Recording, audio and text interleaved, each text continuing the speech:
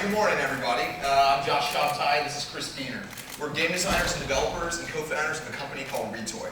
Now, before we get going, I'm going to need your help for a second. All right? I need everyone here. No, I'm not even kidding. To close your eyes. All right? And I don't care how old you are. I see some of you peeking.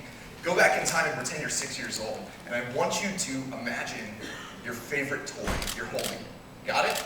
All right, good. Thank you. Open your eyes. Now, the way you felt about that toy is the way that kids today feel about this little guy. This is a telepod. It's Retoy's first product. Now, on the surface, it doesn't look like much. It's a little rubber Luke Skywalker Angry Birds Star Wars figure. But it's so much more. This is the world's lowest cost digitally active action figure, designed for a generation who doesn't know what the world was like before internet. This thing is amazing, and it's so small. So this is interesting. Over the past 2 years, large, expensive action figures that can be teleported into a console video game, you may have heard of Skylanders or Disney Infinity, came out of nowhere to become a $2 billion market. With telepods, we created a low-cost solution that has all the same functionality and is designed expressly for mobile.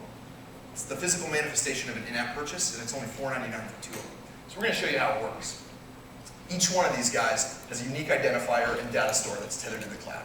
No two of these birds are alike. You simply take the bird, attach him to a unique telepod base, scan him into your game, and yes, look at that live demo. His virtual avatar is unlocked in your game. Any data you generate while playing is tethered to this bird in your account.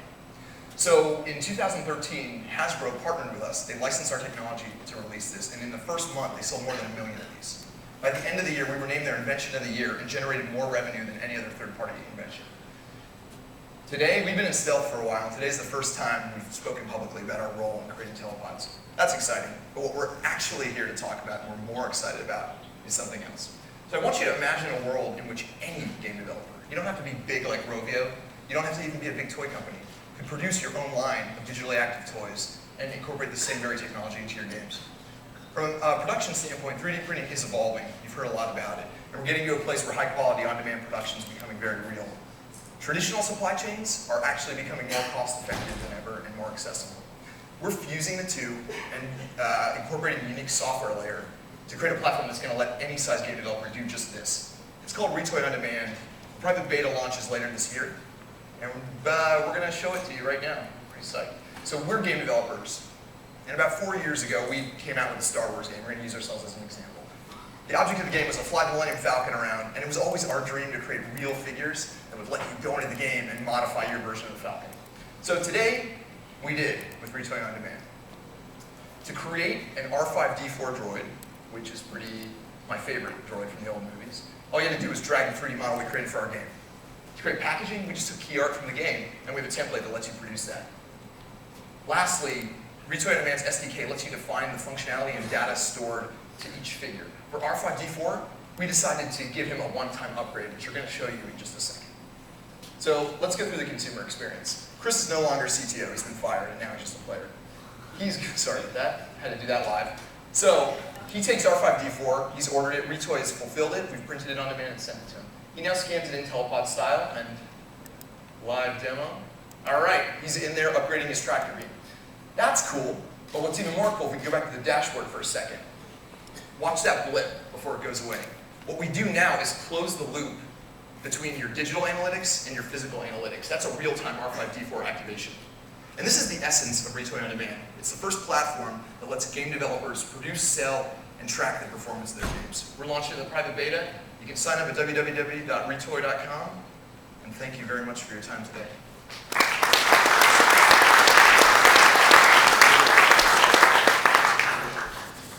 Hey, new way to manufacture toys. Bubba, what do you think? I mean, my 6-year-old self is very excited, first off. What was your favorite toy? What was the Optimus Prime. Oh, the original, well, we got something else for you. with a fly-out fist. Mm-hmm. But I am curious, like, how brutal of a market is this that you guys are getting into? I mean, getting distribution for your technology to toy manufacturers. You know, what is the success rate of toy manufacturers bringing in new lines, and what kind of ultimate business are you guys building here from a? Sure. So the first business we were in was licensing, and so we licensed this technology. Fortunately, we worked with one of the greatest IPs that were out there and one of the biggest distributors of toys. For this model, what we're actually doing is trying to create a platform that will just let any game developer produce and sell their toys. Some will rise, some at the head of the tail, and others at the end of the tail. May not, they may sell a few, but we look to basically create a platform that will let anyone do just that. And do you see bringing distribution for the, I guess the question is, what is the hook for a toy manufacturer that is already taking a ton of risk bringing a new toy to market? So our customers for this actually aren't the toy manufacturers, they're the game developers. So what we're doing is providing all the services under one roof so that they can manufacture and sell directly to consumers their own toys. Is that, Okay, I think the telepods were a different case. Okay. So that deal you did with, was it Mattel you mentioned? Hasbro. Hasbro, I'm sorry. So that was for the licensing, or that was for? It was for the technology and brand telepods. Okay. And what we're doing today is rolling out a platform that will let anybody create telepods like toys and functionality in their own games. So can you talk through your pricing model on that then? Sure, and we're still developing it, but the ultimate goal is to be able to produce toys that come in at a similar price point. So 1 or 2 telepods are about $4.99, and a pack of a few of them is about $10. That's what we're trying to get these to. Does it have to be tethered to the iPad during the entire experience? I'm just thinking about the way I play games on my iPad. No, and in fact, you don't have to tether it at all. You scan it in once, and then you can put it aside. And the idea is that it'll level up as you level up with that electronic version of it. And the next time you scan it in at your friend's house or another iPad or whatever, it'll maintain that data as long as you have an internet connection. You'll get it out of the cloud. And you guys are going to be responsible for the fulfillment and distribution on behalf of the game developers. Yes. And managing the data that's affiliated with each toy. It's, I guess, as I'm starting to, I think, get my head wrapped around it, what are you guys saying is the biggest risk as far as, are you guys potentially going to end up pulling inventory, or are you guys going to potentially, I assume you're 3D printing all these things that you're in this session?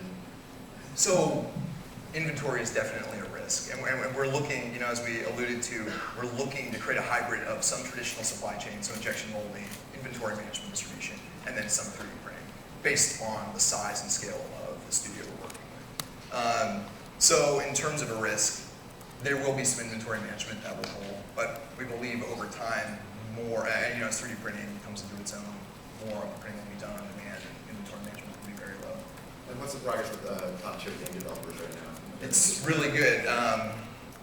We got an email last night. We're about to close some really interesting deals that I wish I could just say right now, but with some Give me a sense of the number of players in aggregate that those game companies have. tens of millions of players, millions of active users every month. What happens if I lose it? If I lose the physical manifestation? So, yeah, that's an interesting, what's interesting is you've got all that data stored to that toy. We're going to be working on a system that you can replace it and we'll transfer your data to another code. Part of that too, what we aim to make in the SDK is we can create a gray market where your particular General Grievous figure, you could trade for 4 of your friends' Anakin Skywalker figures because you've Sort of like earned. selling levels up WoW characters. Yeah. Charles, how did you feel when you lost your favorite toy? That's heartbreaking. I still am. One final question from David Hornik, and that's all we have time for. I'm curious if the Retoy toys are more than a physical unique identifier. Do the toys do more than simply identify a player? Do more than identify a player. What else does the unique identifier unlock? Oh, Well, I mean, it could be whatever you want it to do. So there's going to be an SDK associated with that will enable the developer to set those rules. The most exciting thing to me is that the gameplay possibilities within this are endless. So it can be a one-time activation. It can be that it actually degrades over time. It can be that it's leveling up. It can be whatever the developer wants, and that's what's exciting. yeah, in this particular game, it's a one-time in-app purchase, but we're allowing you to assign any data you want to that unique identifier. You can imagine that they actually combine, and you need to make a new sort of one, whatever. Okay, big round of applause for Retoy.